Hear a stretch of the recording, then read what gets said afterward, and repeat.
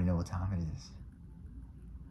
It's time to spoil this for you. UFC 319. I'm so excited. Damn. Almost died right there. But, spoiler alert. I came back from the future.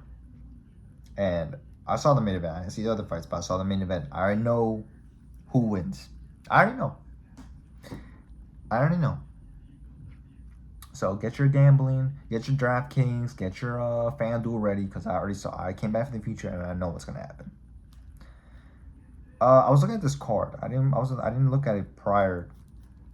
I wasn't looking at it very closely. It's actually a really good card. They got Edson Barboza in the prelims. I mean, granted, yeah, I know this is Edson Barboza way past his prime, but still, Edson Barboza. Looks like he's gonna give this young buck a chance. Well, he's not even young, he's 37. Well, it's gonna be an insane fight, actually. It's gonna be a really good fight, actually. They're both right there. Edson Barboza, not in his prime, but they're not giving him a young killer either. It's gonna be a pretty entertaining prelims, I'll tell you that. And then they got Bobby King Green against Diego Ferreira. They're gonna bang it out. I mean, I don't know much of these. I'm casual in terms of this. Come on now. Jessica Andrade is there too. I mean, I feel like Chase Hopper's there too. Hold on, man. Not bad. And here we go. We got the main card. This is what y'all came here for. This is the whole enchilada. We got Tim Elliott versus Kai Asakura. Now, if Kai Asakura doesn't win this fight, it's not looking good for him. It is not looking good. The UFC gave him a layup, and he better dunk that shit. He better say, nah, to hell that layup. Reverse dunk it, windmill. He better have a tremendous performance against Tim Elliott, which I predict he will. I think he's going to knock out Tim Elliott. And if he doesn't, if he loses to this fight, it's not looking good. It's a flyweight. You know, people are going to say, oh, this is a bathroom break, but it's not. Flyweights are pretty entertaining, people. They are. They're fast. They're small, yes. But they could kick ass. Next, we got Jared Cannonier versus Michael Venom Page. Growing up, I've always hated Venom Page. I mean, I saw him on Instagram first. This English guy, karate guy, knocks people's ass out, just being mad, just showing off all the time. I hated all that. I didn't know why at the time, but now I know why I hated him. I hated him because he was too good for those Bellator guys. He was just way too good, and I wanted him to shove it. And finally, he did get get knocked out. I don't follow Bellator, but I believe he's still the champ in Bellator, if I'm not mistaken. Actually, no, he probably not. I mean, it's been a minute. But yeah, Michael Venom Page, you know, Michael Venom Page has been in the game a lot. Been there for lots. So has Jared Cannonier. Now, I didn't know this fact. Jared Cannonier is 41. 41. He looks great, by the way.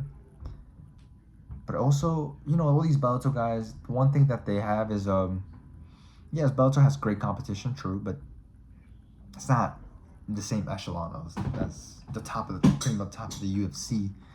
At least it hasn't shown, you know, a lot of these Bellator guys coming in, you know, just most recently you got Pitbull, Patricio Pitbull. Embarrassing loss, but you got him. You have who else came out? Michael Chandler came from Bellator. Ben Askren came from ONE FC, but didn't he fight in Bellator? I'm not quite sure. He's getting well, but that too. But Michael Venom Page, Jared Cannonier. I'm gonna pick Michael Venom Page. I think Michael Venom Page. You know, Jared Cannonier has been through wars, and eventually those wars catch up to the body. You know, they're saying he's 41. He doesn't look his age. He's great. He moves great. But yes, he moves great till he doesn't. And I feel like Michael Venom Page is a bad match for Jared Cannonier. You know, and it's crazy for me to say that because people are like, how you gonna say that? Jared Cannonier is crazy Muay Thai. What are you talking about? He hits hard. I know that. But I feel now his age is going to catch up to him.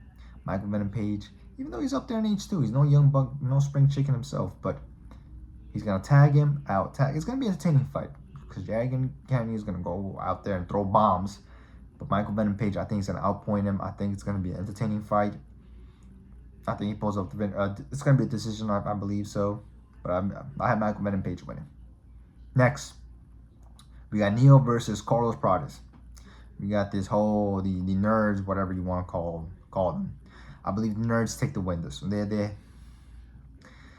Carlos Pradas has to win this fight, man. You know, he's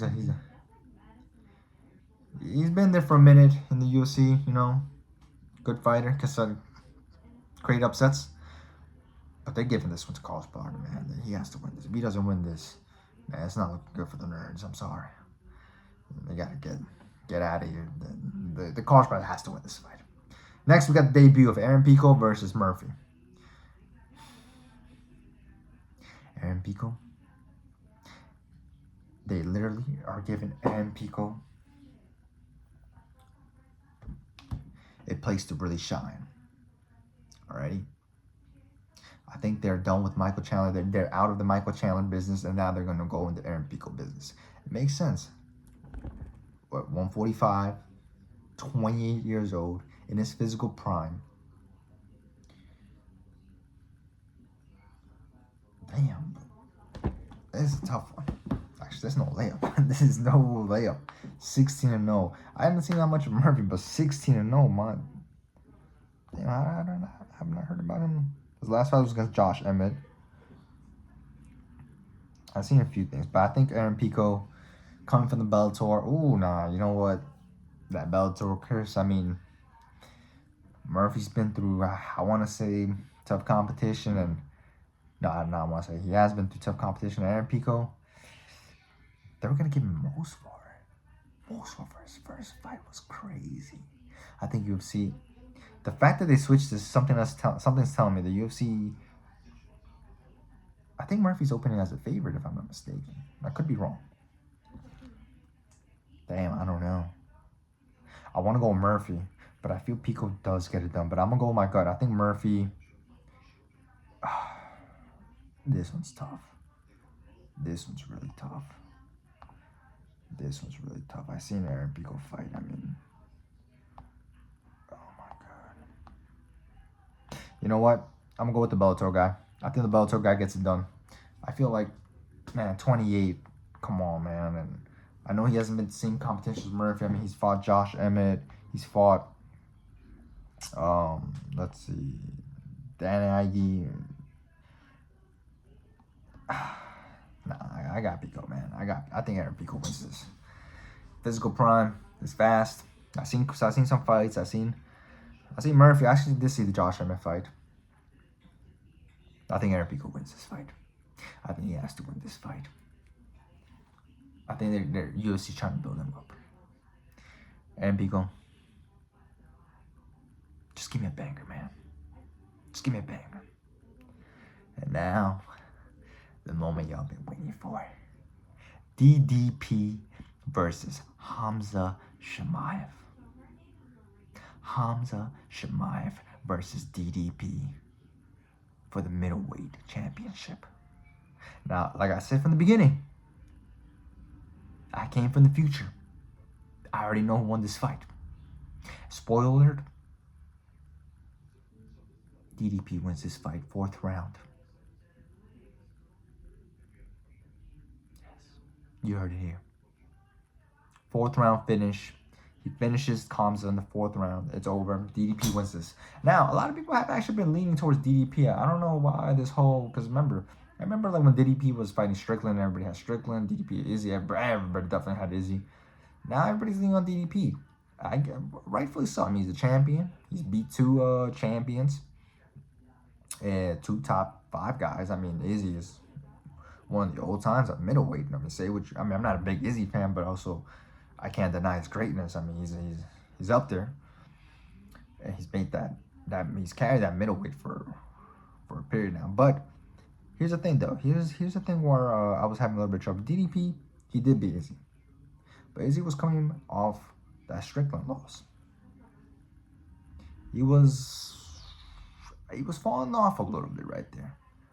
Even though Izzy was looking good, I had Izzy winning the fight actually, until he didn't, until he got submitted. But I had him winning. The fight. Then he had Strickland. That fight was really close too, people. DDP, he's fighting these top guys, and he's pulling off the win. And he's getting better too. Now Hamza in his prime. Hamza's hungry. Hamza's the better wrestler. We all know this. There's no surprise. We know Hamza is the better wrestler than DDP, but DDP doesn't have to be the best wrestler. He doesn't have to defend, because DDP not only can defend, but he can also attack from the bottom. And I think he's going to get up. Well, excuse me. I know he's going to get up because remember, I came back from the future. Listen, Hamza's gonna try to steamroll DDP the first round. He's gonna get the takedown. DDP's gonna get up. They're gonna go up. They're gonna go stand and bang. I know Habib says that Hamza is the better striker than DDP. Yes, technically speaking, technically sound, Hamza is a more technically sound striker than DDP. We all know about DDP's unconventional striking, but it works for the man. And I don't know how. Will you land one, for some reason, Izzy, one of the greatest strikers in UFC, in the UFC roster today, and probably, he's up there. And even though he was touching up DDP came back, bam, bam, 1-2. And Izzy had to respect DDP's not only power, but distance and stand-up. And I don't think Hamza's that much better than DDP in the stand-up. I think they're up there. Technically sound, yeah. I think Hamza's more technically he looks the more like you see him striking. Yeah, he's more technically sound, but that's about it. But I don't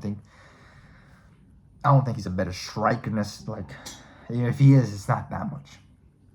DDP is gonna touch up Hamza. Remember, I think DDP is also the bigger. They're about the same. Yeah, the same reach. 76, Hamza 75.